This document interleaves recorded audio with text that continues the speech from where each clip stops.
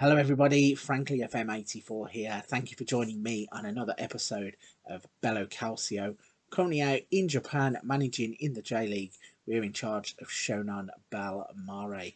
So if you were with us yesterday, you'd have seen us get past Vissel Kobe once again to make the AFC Champions League final. Today we turn our attentions though to the J-League YBC Levane Cup final. We are playing against Urawa Red Diamonds. We have nothing to catch up on. We have literally moved forwards one game in the schedule. There is nothing to report whatsoever. So we're not going to waste time. We're going to jump in. We're going to show you the starting 11. And then we're going to show you how we get on against Urawa Red Diamonds in the J-League Cup final.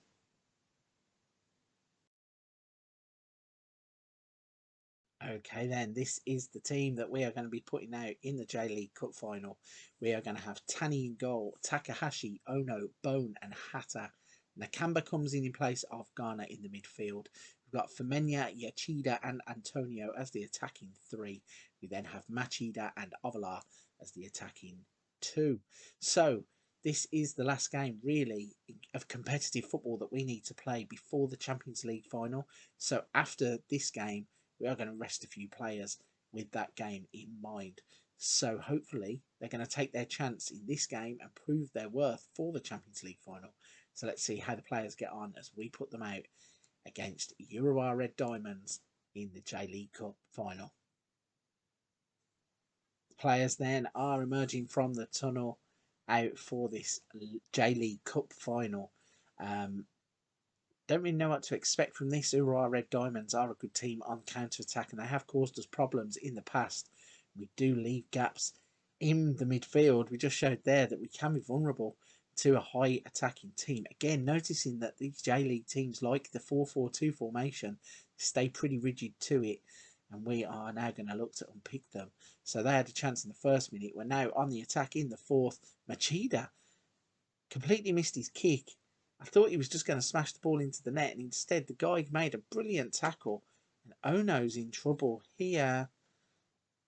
What happened there? So we got a booking. Ono got a booking. For a minute, I thought the red card might have been brandished, but yeah, disappointing to see that we couldn't take our chance.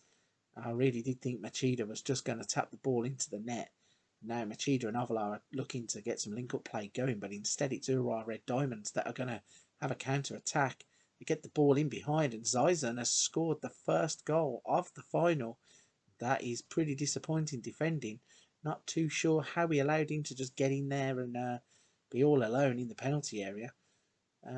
Enough defenders back, and the ball picks him out. He's in behind. As he takes a touch, he does really well because the goalkeeper goes down early and he still manages to beat him.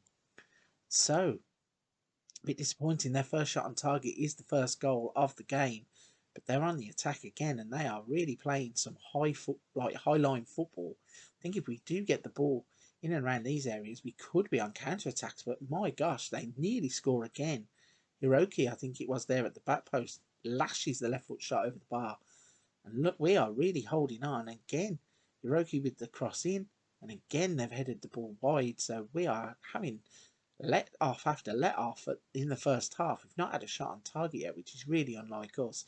We are accumulating the yellow cards instead, and it looks like we could be going in here at half time behind on the score sheet, but they're going to have the ball, Urawa Red Diamonds, just inside their own half, and they're knocking it about with general ease. They've found a gap in behind for Hiroki again. What's he going to do from here? He crosses it in, and how have we not more goals behind? This is one of the worst performances I've seen from this team in a long, long time. Hiroki with the corner, crosses it in, and luckily for us, it gets headed out of play for a throw-in. Some head scratching to go on then. We do finally have a shot on target, but it's nothing worth even a highlight. And we're going to go in at half time behind on the score sheet. That really is not an impressive first half of football. We have come to know that the players are far better than that. We have simply too many big name players who are not performing. And again, it's Urawa Red Diamonds that are going to come and attack us at the start of the second half as Ayrton plays it back to Hashioka, Ronaldo to Ayrton. They're just basically walking through us. They're playing it around at ease. Nobody's going to close them down. Finally, we do get somebody out there, but they're still able to put the passes together. Yoshida tries to take the ball, and the crosses come in, and they're going to get a second goal here. Carlinhos Jr. Wow. This might be a mistake, but we need to go attacking, and we're going to make some substitutions straight away. Well, I'm going to be forced to watch the replay first, but we need to be making some substitutions because after 47 minutes, all of a sudden this game is now not going to plan. We need to do something different. So let's get Tedic on the pitch for Ovalar, who seems to be struggling, seems nervous for some reason. Who else can we replace, really? So Okamoto can come on in place of Bone. Both of our centre-backs on bookings is never a good thing. And I think Barada... No, in fact, I'm going to bring Garner on in place of Yoshida and see if that can have any effect with his brilliant range of passing. Like I said, we've shifted to an attacking mentality, and then straight away Michael Antonio gets injured after I've just made a raft of changes. So I'm going to bring Barada on. Can't really play as a wide right midfield player, but we don't have a player to go like for like, so this could get interesting because we have really not been at the races, and it's disappointing to see that we are so far off the pace. Even with an attacking formation, we've only had 2 shots on target in the entire game. I'm hoping that there's a Football Manager special coming here and we're going to catch them out, but it seems, if anything, they are going to be extending their lead because we are really not playing well.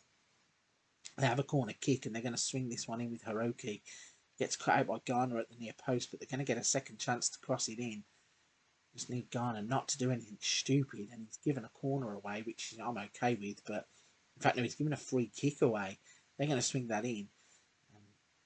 Luckily for us, it's defended well at the back post, but the danger's not gone as Carlinhos Jr.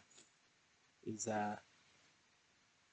playing. And then I've just realised that I made a mistake, didn't I?